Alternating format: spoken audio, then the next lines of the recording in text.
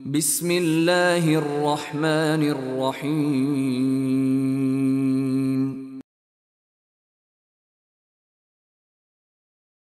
ان الحمد للہ نحمده ونستعینه ونستغفره ونؤمن به ونتوکل علیہ ونعوذ باللہ من شرور انفسنا ومن سیئات اعمالنا من يهده الله فلا مضل له ومن يضلل فلا هادي له وأشهد أن لا إله إلا الله وحده لا شريك له وأشهد أن نبينا محمدا عبده ورسوله أرسله الله بالحق بشيرا ونذيرا فأعوذ بالله من الشيطان الرجيم يا أيها الذين آمنوا اتقوا الله حق تقاته ولا تموتن إلا وأنتم مسلمون يا أيها الناس اتقوا ربكم الذي خلقكم من نفس واحدة وخلق منها زوجها وبث منهما رجالا كثيرا ونساء واتقوا الله الذي تساءلون به والأرحام إن الله كان عليكم رقيبا يا أيها الذين آمنوا اتقوا الله وقولوا قولا سديدا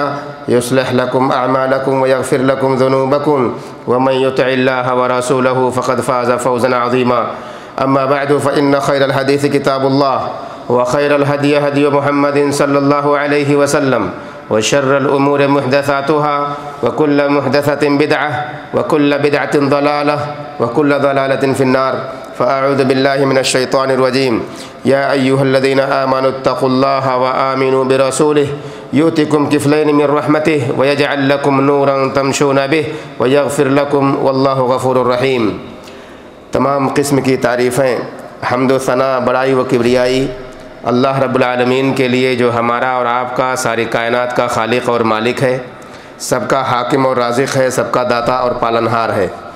اللہ کی جانب سے جتنے بھی نبی اور رسول بھیجے گئے سب پر درود و سلام، خصوصیت کے ساتھ ہمارے آخری نبی احمد مجتبیٰ محمد مصطفیٰ صلی اللہ تعالی علیہ وآلہ وسلم پر، آپ کی آل و اولاد، آپ کے صحابہ اور قیامت تک جو لوگ صحیح طور پر آپ کی اتباع اور پیروی کرنے والے ہیں۔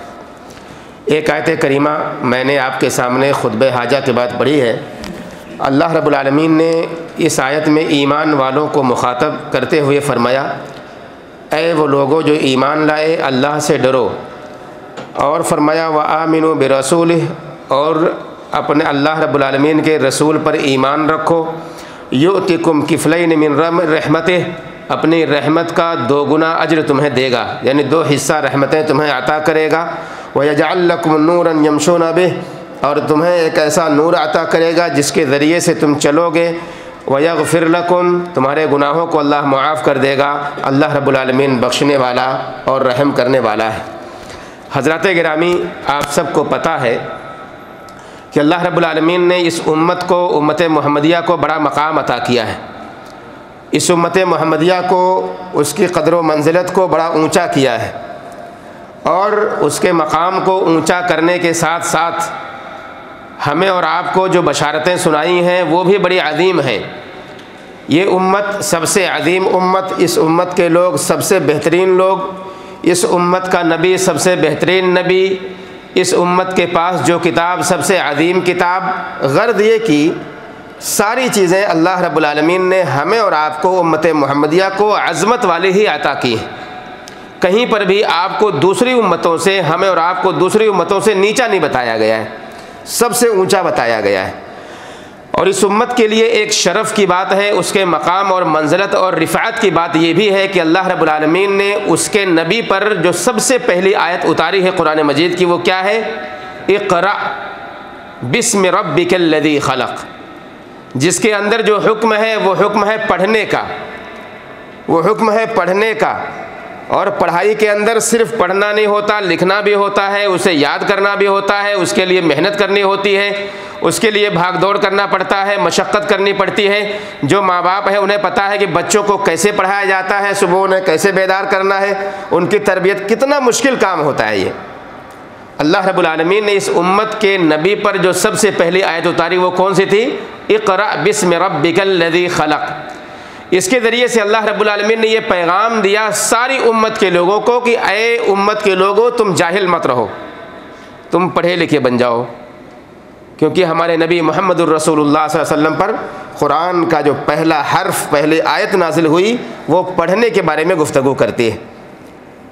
لیکن ماحول کا جائزہ اگر لیں تو عام طور پر جو کمیشن بنائی جاتی ہے، جو کمیٹیاں بنائی جاتی ہیں، وہ اس بات کی گواہی دیتی ہیں کہ مسلمانوں میں پڑھائی لکھائی کا معیار انتہائی کم ہے، مسلمان اس میں بڑے پیچھے ہیں، ان کے بچے دوسری چیزوں میں بڑے آگے ہیں، غنڈہ گردی کرنی ہو، آوارہ گردی کرنی ہو، معاشرے کے اندر شراب نوشی یا زناکاری کرنی ہو، سب سے آگے آپ کو ملیں گے، فحاشی اور بدکاری کرنی ہو، بدفعلی کرنی ہو، چوری ڈکیتی کرنی ہو، مسلمانوں کا بڑا بڑا نام آپ کو ملے گا، بڑے بڑے نام آپ کو نظر آتے ہیں کہ نہیں آتے؟ اپنے ماحول میں، اپنے قریب میں دیکھیے، اپنے پڑوسیوں میں دیکھیے، اپنے جہاں آپ رہتے ہیں اس جگہ دیکھیے کہ علاقے کا سب سے بڑا سرغنہ کون ہوتا ہے جو غنڈہ گردی کر رہا ہے، جو ماحول کو خراب کر رہا ہے، جو ہمارے اور آپ کے گھروں کی ماؤں اور بہنوں کو چھیڑتا ہے، چوری ڈکیتی میں ماہر ہوتا ہے، وہ کون ہوتا ہے؟ عام طور پر یہ ملے گا کہ اس کا نام سر فہرست آپ کو مسلمان کا نام آپ کو نظر آئے گا۔ اس کی وجہ کیا ہے؟ اس کی وجہ ہے جہالت۔ اگر مسلمان پڑھ لکھ لے جائے، اسے جانکاری ہو جائے، اسے علم ہو جائے، تو کبھی راستوں پر بھٹکے نہیں، وہ کبھی گناہوں کی طرف آمادہ نہ ہو، اور خصوصی طور پر اگر اسے دین کا علم ہو جائے، اگر وہ دیندار بن جائے، دین کا علم ہو جائے، اللہ اور اس کے رسول کو جاننے والا بن جائے، دین کے مسائل، شرعی مسائل کو سمجھنے والا بن جائے، تو کبھی بھی ایسی غلطی نہ کرے جس سے اس کے معاشرے میں اس کی بدنامی ہو، اس کے ماں باپ کی بدنامی ہو، اور پوری مسلم کمیونٹی، پورے مسلم تہذیب یا مسلم کلچر کی بدنامی ہو، یا پورے اسلام کی بدنامی ہو۔ کبھی بھی وہ ایسا نہیں کرے گا، لیکن جہالت کی وجہ سے یہ ساری چیزیں ہمیں اور آپ کو نظر آتی ہیں۔ اللہ رب العالمین نے ہمیں اور آپ کو حکم دیا اور یہ کہا، انما یخشی اللہ من عبادہ العلماء، کہ جو علماء ہوتے ہیں، جانکار لوگ ہوتے ہیں، جو شرعی علم کو جانتے ہیں، وہ لوگوں میں سب سے زیادہ اللہ سے ڈرنے والے ہوتے ہیں، کیونکہ انہیں پتہ ہے حلال حرام کیا ہے، انہیں پتہ ہے جائز ناجائز کیا ہے، وہ جانتے ہیں صحیح اور غلط کیا ہے، وہ جانتے ہیں کہ کبھی کسی کے ساتھ اگر ہم غلط کریں گے تو ہمارے ساتھ بھی غلط ہو جائے گا۔ لیکن جسے اس کا علم نہیں ہے، وہ دنیا کے سارے عیوب کو خود کرنے کی کوشش کرے گا، دنیا کی ساری برائیوں کو انجام دینے کی کوشش کرے گا۔ اسی لیے اللہ رب العالمین نے کہا کہ لوگوں پڑھو، پڑھنے کا حکم دیا۔ اور اسی طرح سے اللہ کے نبی محمد الرسول اللہ صلی اللہ علیہ وسلم نے بیان کیا، العلماء ورثۃ الانبیاء، علماء جو ہیں، جو پڑھے لکھے لوگ ہیں، دین کی سمجھ رکھنے والے لوگ ہیں، وہ انبیاء کے وارث ہیں۔ وارث جو کسی بھی چیز کو اپنے سے پہلے والے لوگوں کی حاصل کرنے والا ہو، جیسے کہ ہمارے مرنے کے بعد ہمارے بچے ہماری وراثت کو سنبھالنے والے ہیں، تو انبیاء کرام تو مر گئے، اس دنیا سے چلے گئے، ان کی وراثت کو سنبھالنے والے کون لوگ ہیں؟ علماء کرام ہیں، جو آپ تک دین کی بات پہنچاتے ہیں، ہم تک قرآن اور حدیث کی باتوں کو پہنچاتے ہیں۔ دراصل وہی اس کے وارث ہیں جو انبیاء نے انہیں عطا کیا ہے۔ انبیاء نے انہیں کوئی دینار و درہم نہیں دیا ہے، انبیاء نے اپنے ماننے والوں کو دینار اور درہم کی وراثت نہیں چھوڑی ہے، علم کی وراثت چھوڑی ہے ان کے پاس، اور وہی علم کی وراثت علماء کرام ہم تک آپ تک پہنچاتے ہیں، اور ہمیں اور آپ کو تعلیم دیتے ہیں کہ لوگوں پڑھو، لوگوں اس کو سیکھو اور جانو۔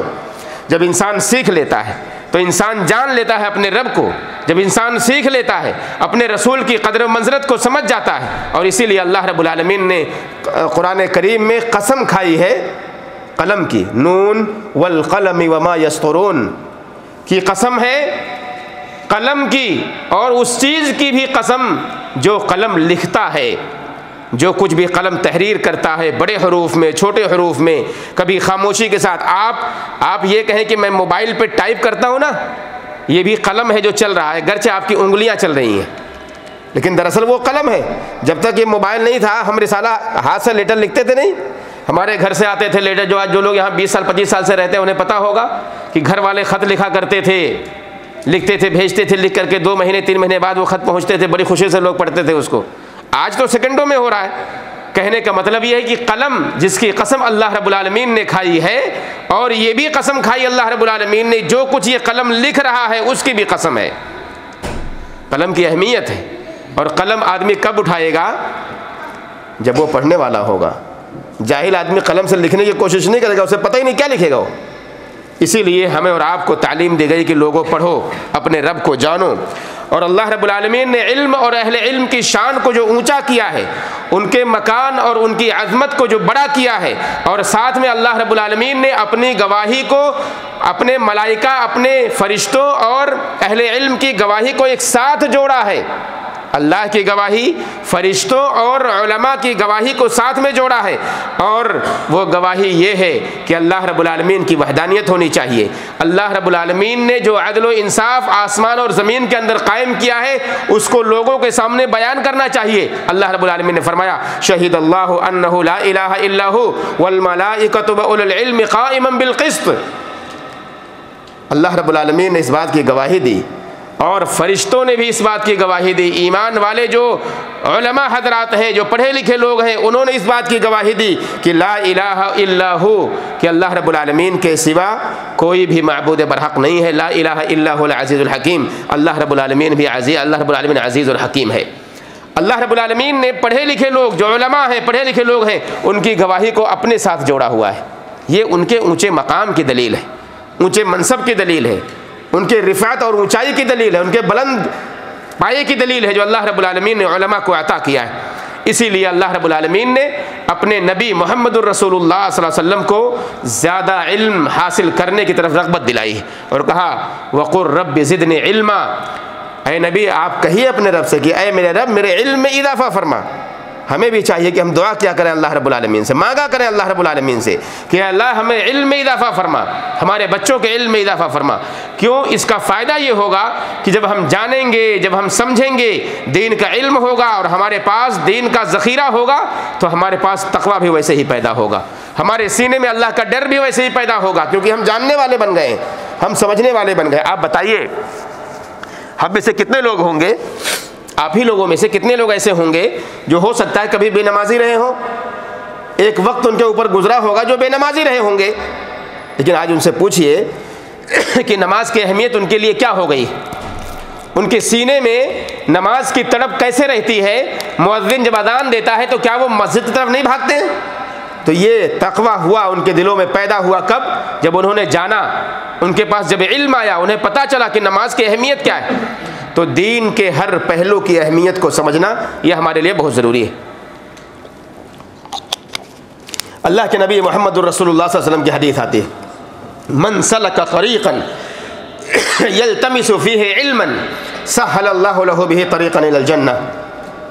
دین کا علم حاصل کرنا، اس کے بارے میں جانکاری لینا، دراصل یہ جنت کی طرف جانے کا ایک راستہ ہے۔ جہاں ہمارے سینے میں تقویٰ تو پیدا ہوگا ہی، ہماری تعلیم ہماری تربیت میں اضافہ تو ہوگا ہی، وہیں پر سب سے بڑا فائدہ ہمارے لیے یہ ہوگا کہ ہمارا راستہ سیدھا جنت کی طرف ہو جائے گا۔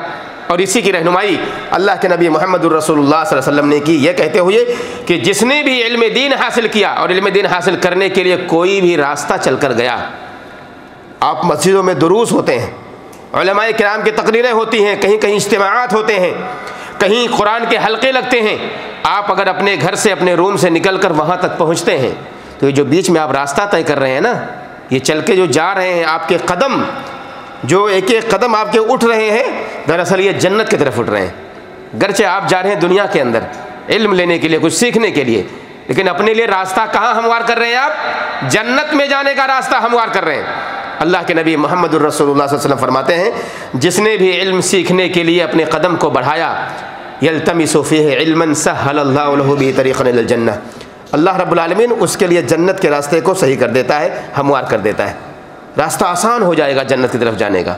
ہمیں سیکھنے کی ضرورت ہے، ہمیں جاننے کی ضرورت ہے، اور یقین مانیں اس میں صرف آپ کا فائدہ نہیں ہے، آپ کی آنے والی نسلوں کا فائدہ ہے، آپ کے گھر میں رہنے والی آپ کی ماں اور بہنوں کا فائدہ ہے، آپ کے گھر میں رہنے والی آپ کی بیوی کا فائدہ ہے، آپ کے بچوں کا فائدہ ہے، اور پھر ان کے ذریعے پوری نسل کا فائدہ ہے، کیونکہ آپ اگر سیکھیں گے، آپ اگر جانیں گے تو آپ ہی ان کی تربیت کا سب سے بڑا ذریعہ بنیں گے، ان کی رہنمائی کا سب سے بڑا سبب بنیں گے۔ اگر کوئی خامی کوئی غلطی آپ دیکھیں گے، آپ ٹوک سکتے ہیں کہ اسلام اس سے روکتا اور منع کرتا ہے۔ تو سیکھنے کی اہمیت ہمیں اور آپ کو معلوم ہونی چاہیے۔ اللہ کے نبی محمد الرسول اللہ صلی اللہ علیہ وسلم فرماتے ہیں طلب العلم فریضۃ علی کل مسلم، بڑی مشہور حدیث ہے، علم کا سیکھنا ہر مسلمان پر واجب ہے، علم کا سیکھنا ہر مسلمان پر واجب ہے۔ اس کا مطلب یہ قطعاً نہیں ہے کہ ہم میں سے ہر آدمی مولوی بن جائے، اس کا مطلب یہ نہیں ہے، لیکن اس کا مطلب یہ ہے کہ بنیادی علم کے بارے میں جاننا، بنیادی علم دین کا ہونا ہمارے لیے انتہائی ضروری ہے۔ کتنے لوگ ہوں گے جنہیں کلمے کا مفہوم بھی نہیں پتہ ہوگا،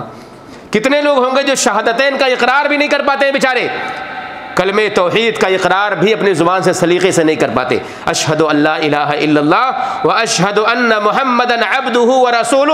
اگر آپ کہنے کے لیے کہیے, یقین مانیے کتنے مسلمان ہوتے ہیں جو نہیں کہہ پاتے ہیں یہ اس سے بڑی جہالت کیا. اور ان سے کہا جائے کہ آپ بولیے تو کہتے ہیں مجھے تو آتا نہیں ہے, مجھے پتہ نہیں ہے.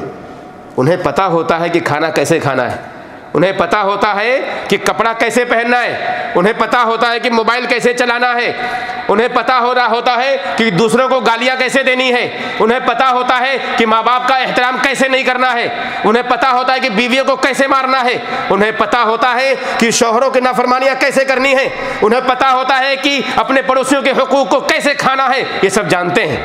مگر آپ ان سے کہیے کہ کلمہ ذرا پڑھ لیجئے تو کہتے ہیں مجھے آتا نہیں ہے پڑھنا. سورہ فاتحہ کے بارے میں آپ پوچھئے ان سے, ذرا سنائیے پڑھ کے, کہیں گے مجھے صحیح سے پڑھنا نہیں آتا. کیوں؟ ہم نے سیکھنے کی کوشش نہیں کی ہے. ہم نے دنیا بڑی سیکھ لی ہے, دنیا کے بارے میں سب کچھ جان لیا ہے. اگر فراڈ کرنا ہو, چوری کرنی ہو, مکاری کرنی ہو, سب کچھ کرنے کے لیے تیار ہوتے ہیں. مگر دین کے بارے میں معمولی ادنا سی بات جاننے کے لیے ہم تیار نہیں ہوتے ہیں. 10 منٹ کے لیے اگر کہا جائے بھائی مسجدوں میں ذرا بیٹھیے, کچھ دین کی باتیں آپ کو سنائی جائیں گی, بتائی جائیں گی, اللہ کی قسم ہے ہمارے پاس ٹائم نہیں ہوتا ہے. معاف کیجیے گا, پتہ نہیں باہر جا کے ہمیں کیا کام ہوتا ہے گھر میں, پتہ نہیں. آپ خود اندازہ کریں, اپنے بارے میں سوچئے, دوسروں کو چھوڑیے, آپ اپنے بارے میں سوچئے کہ اگر آپ سے کہا جائے بھائی جمعہ کی نماز ختم ہو گئی ہے, ذرا 10 منٹ بیٹھ جائیے, تھوڑی دیر کے لیے کچھ اور بات ہوگی, آپ بیٹھنے کے لیے تیار ہوں گے؟ معاف کیجیے گا, بہت کم لوگ ہوں گے جو 10 منٹ دینے کو تیار ہوں گے. نہیں, پتہ نہیں آپ کی جیب سے کوئی دینار نکال لے گا, آپ کے ٹائم کا بڑا حصہ آپ کو کوئی لوٹ لے گا, کھا لے گا. کچھ نہیں ضرورت ہے میرے بھائیوں, ضرورت ہمیں اور آپ کو ہے. ہمیں سیکھنے کی ضرورت ہے, ہمیں جاننے کی ضرورت ہے. فائدہ کس کو ہے؟ ہمارا اور آپ کا فائدہ ہے. دنیا کے لوگوں کا, کسی مولوی کا, کسی عالم کا کوئی فائدہ نہیں. فائدہ اسے آخرت میں ملے گا. اگر آپ کی رہنمائی ہو جائے گی تو اس کے لیے فائدہ اللہ رب العالمین کے ہاں اسے مل جائے گا, اور اللہ رب العالمین اس کے بدلے میں اسے ثواب دے دے گا. یقین مانیے آنے والی نسلیں جو ہوں گی اگر پڑھی لکھی ہوں گی تو معاشرے کے اندر جتنی بھی بدکاریاں ہیں, بدخلقیاں ہیں, بد اخلاقیاں ہیں, وہ سب ختم ہو جائیں گی. آنے والی نسلیں اگر تہذیب یافتہ ہوں گی, جہالت ان کے اندر نہیں رہے گی, تو معاشرے کے اندر کی برائیاں آپ کو نظر نہیں آئیں گی, ختم ہو جائیں گی ساری برائیاں. اگر دیندار لوگ پیدا ہونے لگ جائیں, اچھائیاں ان کے اندر آنے لگ جائیں, تو معاشرے کی ساری خرابیاں خود بخود ختم ہو جائیں گی.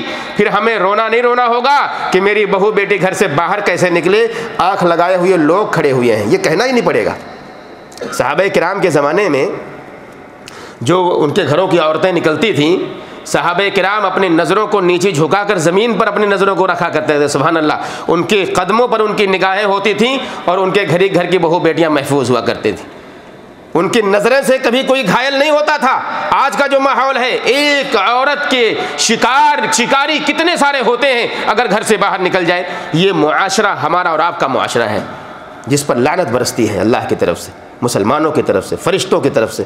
کیوں؟ کیونکہ انہوں نے جرائم ایسے کیے ہیں, گناہ ایسے کیے ہیں کہ جہاں پر کسی کی عزت محفوظ نہیں ہے, کسی کی عصمت محفوظ نہیں ہے.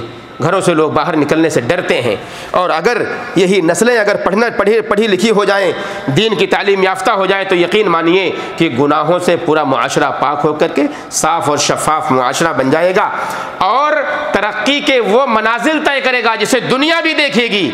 اور اللہ رب العالمین تو دنیا والوں کو دکھائے گا کہ دیکھیے فلاں شہر کے, فلاں علاقے کے لوگوں نے اسلام کی تہذیب کو اس طرح سے اپنایا ہے کہ وہاں کی بہو بیٹیاں محفوظ ہیں, وہاں کے لوگ محفوظ ہیں, ان کی عزتیں محفوظ ہیں, ان کے مال محفوظ ہیں, ان کے بچوں کی اچھی تربیت ہے. لوگ مثالیں دیتے پھریں گے کیونکہ انہوں نے اسلام کو اپنایا ہے, اور دنیا کی ترقی بھی ان کو نصیب ہوگی. اور یقین مانیے آج دیکھیے کہ جتنے بھی انجینئر ہوں, جتنے بھی ڈاکٹر ہوں, جتنے بھی فلاسفر ہوں, ان کا کوئی نہ کوئی استاذ رہا ہے کہ نہیں رہا ہے؟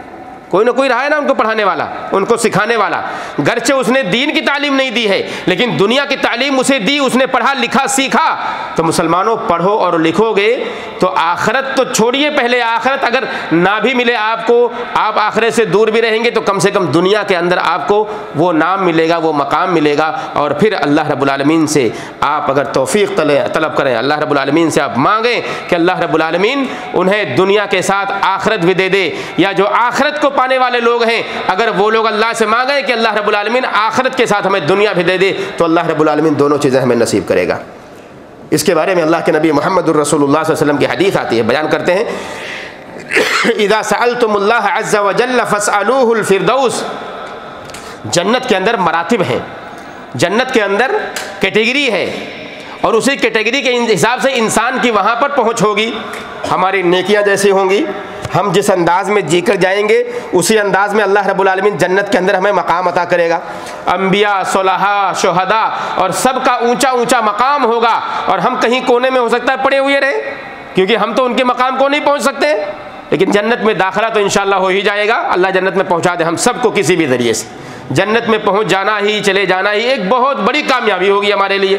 لیکن اللہ کے نبی محمد الرسول اللہ صلی اللہ علیہ وسلم نے جو بات بیان کی، اللہ سے مانگو تو کم مت مانگو کہ اللہ مجھے 2 دینار دے دے میں اپنی زندگی جی لوں گا، اللہ 2000 دے دے میں اپنی زندگی، نہیں، مانگو دل کھول کے مانگو، جو مانگنا ہے مانگو اللہ رب العالمین سے. دنیا مانگنی ہے دل کھول کے مانگو دنیا اللہ رب العالمین سے، آخرت مانگنی اللہ سے دل کھول کے مانگو آخرت. اسی لیے اللہ کے نبی محمد الرسول اللہ صلی اللہ علیہ وسلم نے ہمیں اور آپ کو تعلیم دی، مانگنے کے بارے میں سکھایا کہ اللہ سے مانگو تو کیسے مانگو. کہا اذا سألتم اللہ عز وجل فاسألوه الفردوس، اگر تمہیں اپنے رب سے مانگنا ہی ہے تو تم جنت کے اندر اس مقام کو مانگو جس کا نام الفردوس ہے، جو سب سے اعلیٰ مقام ہے، سب سے اونچا مقام، اس کو مانگو نا.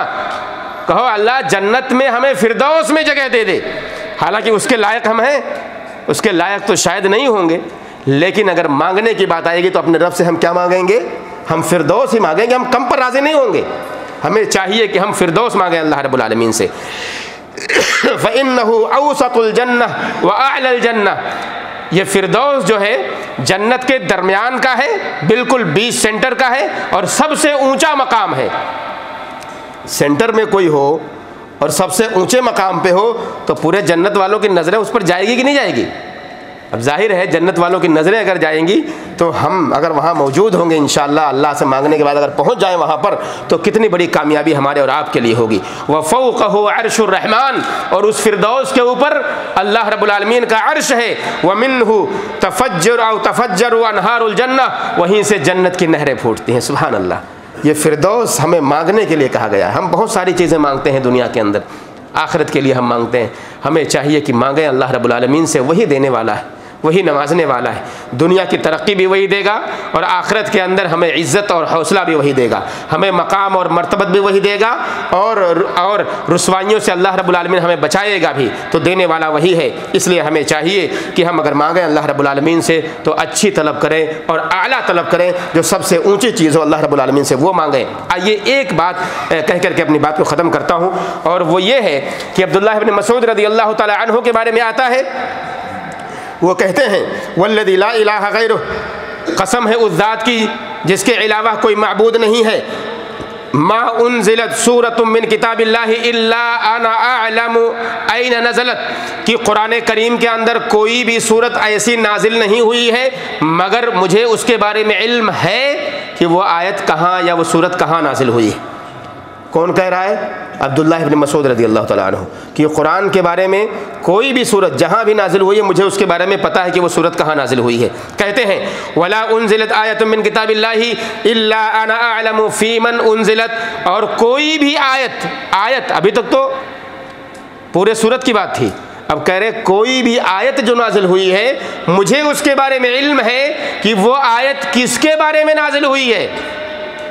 یہ سب سے اہم چیز. اس کے آگے دیکھیں جو اہم ہے، وَلَوْ أَعْلَمُ أَحَدًا أَعْلَمُ بِكِتَابِ اللَّهِ مِنِّي، اگر مجھے یہ پتا ہو جائے کہ دنیا کے اندر کوئی بھی ایسا شخص ہے جو اللہ رب العالمین کے کتاب یعنی قرآن مجید کے بارے میں مجھ سے زیادہ جاننے والا ہے.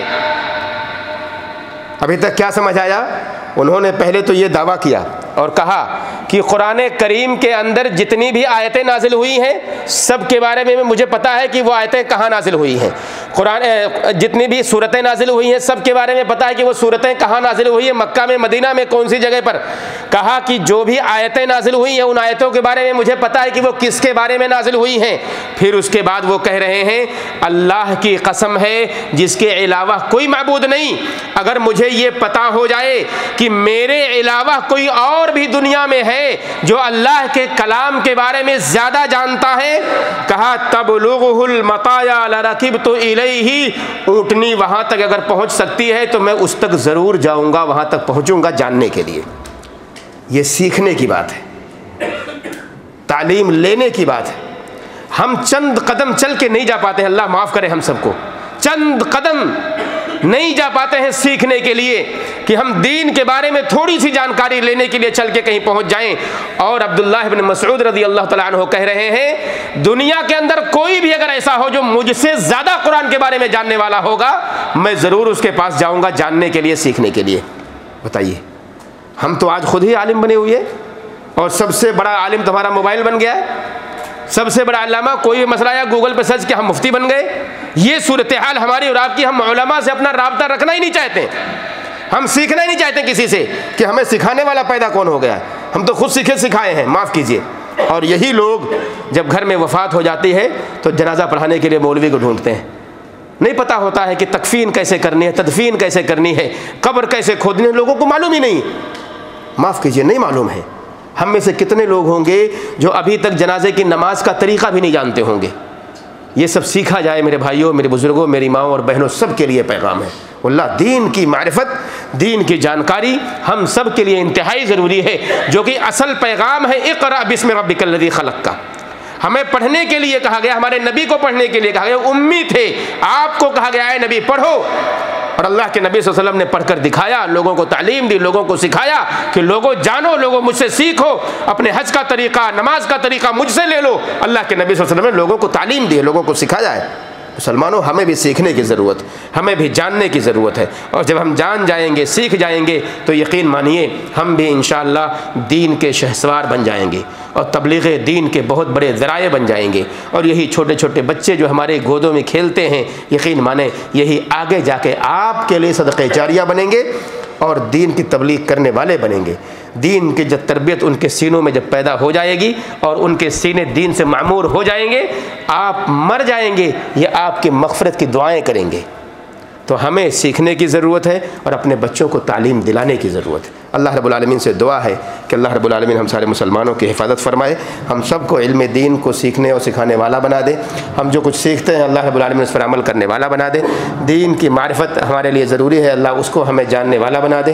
ہم جو کچھ بھی سیکھتے ہیں اسے اپنے بچوں، اپنی بچیوں اور اپنی بیویوں کو، اپنے گھر والوں کو بتانے سکھانے کی توفیق ہمیں عطا کر دے، جب تک ہمیں زندہ رکھ، اسلام پر ہمارا خاتمہ ہو، ایمان پر ہو۔ آمین رب العالمین، وصلی اللہ وسلم علی نبینا محمد وعلی آلہ وصحبہ اجمعین۔